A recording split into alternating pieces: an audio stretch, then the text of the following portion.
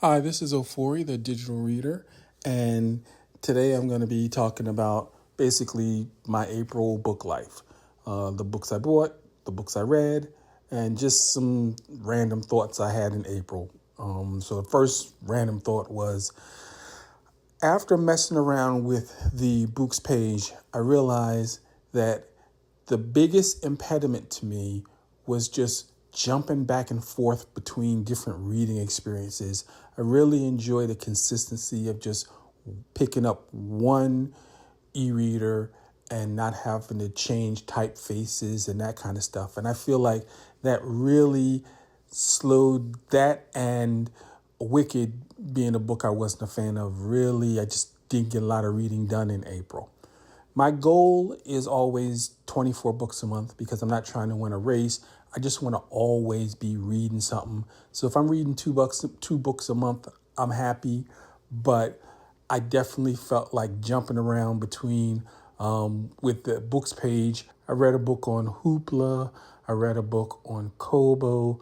I read a book in the Pocketbook Reader, and jumping between those three and changing, and then kind of getting back in the groove again really slowed down my reading a lot.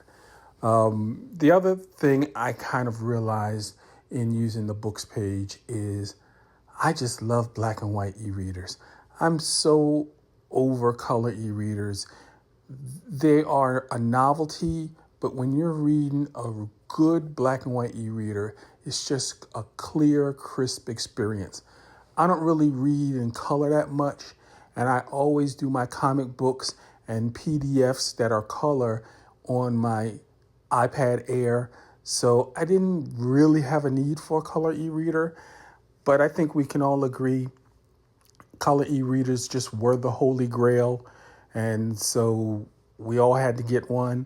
But after reading on the books page, even though it wasn't the best black and white e-reader experience, it definitely just felt so much better than the Kaleido 3 current generation of color e-readers. So until they come out with something different than Kaleido 3 or the technology really changes, I'm just going to find the best black and white e-reader that works for me, and that's what I'm going to use.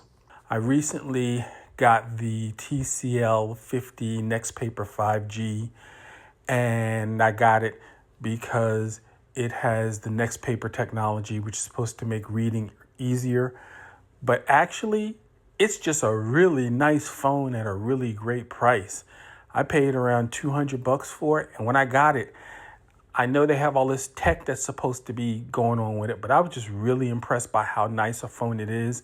And I think I'm going to end up being a two-phone person because with the TCL Next Paper, I'm just going to install Google Voice, which I've had for a long time.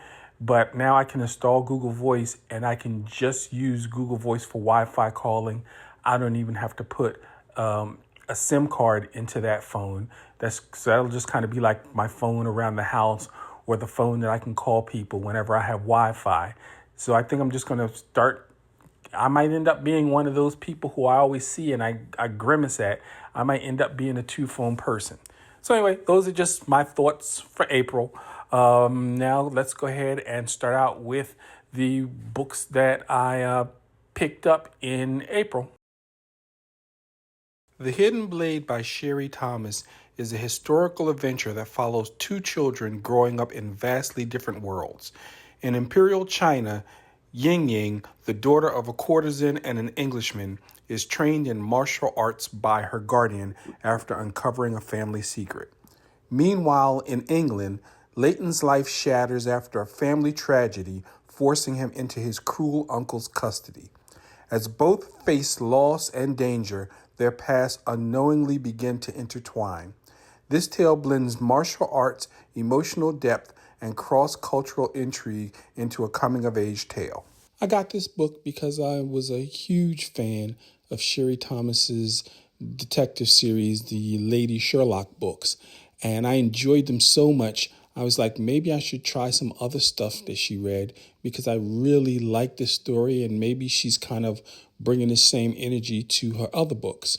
She mostly does romance outside of the Lady Sherlock books, which in a way kind of works out for me because I've really been trying to read a couple more romance books. And when I say a couple more, I haven't read any.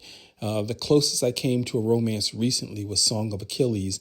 And the one thing I didn't like about the book, the one thing that really brought the book down was the romance part of it. It is the first book in a 2-book series. This is kind of like the origin story of the two characters.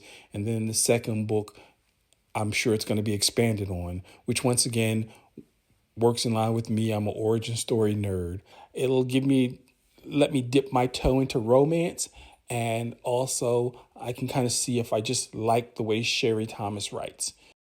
In 1193, Crusader Robin of Locksley returns to a divided England, where Norman lords oppress the common people and his own lands have been stolen due to a false rumor of his death.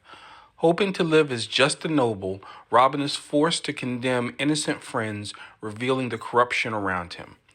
In this carefully researched recreation of the era of King Richard the Lionheart, Robin seeks the support of common born and noble to defy the self-serving lords who rule, but it soon becomes clear that he can accomplish more outside the law than within it. The Arrow of Sherwood looked like a book that would be interesting to me because I'm finding more and more that as I'm trying to spread out and broaden my horizons away from just fantasy and science fiction and superhero books, that one genre I'm really starting to enjoy is historical fiction. So I'm not really into war stories, and I'm not really into deep cuts into real world history. And when I went to Pen and Sword, which is the DRM free site that I recently reviewed, I realized they had a list of books that were historical fiction. And that, like I said, interested me. And more importantly, I knew that because of how the Pen and Sword is, which they really are a site that focuses on history more than fantasy and urban fiction and stuff, I knew that this take on Robin Hood was really going to be grounded in some good underlying history to build on the fiction. So anyway, that's why I picked this book up, and that's why I picked this book from when I did my Pen and Sword review. Thievery and Grace by Oswald Black is a darkly comic crime novel set in Toronto. The story follows Grace, a woman who previously faked a sexual assault case and received a large settlement. Her past catches up with her when a shady private detective and his eccentric partner blackmail her into participating in a new scam, framing a pharmaceutical company in a sexual harassment lawsuit.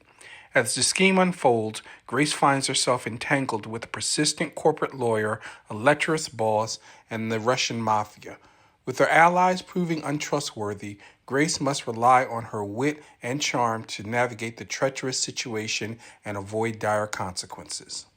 Thievery and Grace is a BookBub pickup. Generally, when I get an email about BookBub, I kind of look through everything, and if something kind of interests me or looks like something I might like, then I'll go ahead to BookBub and pick it up. I've been trying to broaden my horizons a little bit so that I'm reading more books that are not fantasy, science fiction, and superhero, which is my real wheelhouse. This sounds like more like a kind of Leonard Elmore-ish kind of, action, suspense, comedy, kind of like caper type movie thing. And I don't really read a lot of books like that are set in a contemporary time. So looked interesting. I thought I'd give it a shot. Here are the books I read in April. Wicked tells the story of Elphaba, the misunderstood girl who becomes the Wicked Witch of the West. Born with green skin in a magical land called Oz, Elphaba struggles with being different and questions the politics, religion, and morality of her world. The book explores her life from childhood to her fateful clash with Dorothy, showing that she wasn't truly wicked, just complex, passionate, and trying to make sense of a corrupt society. It's a twist on The Wizard of Oz told from the villain's perspective. I got Wicked because I saw the movie and I wasn't a big fan of the music or anything, but being a big nerd, I did get caught up in the whole origin story of it all.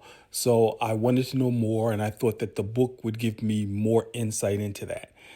I was not a fan of the book. I feel like the book is not in line with the way they did the musical, which I kind of enjoyed the way they did the storyline in the musical. It's a lot darker. It's a lot more adult. I didn't feel the writing was great. This kind of reminded me of a book whose writing I really didn't like, which was Alice in Wonderland.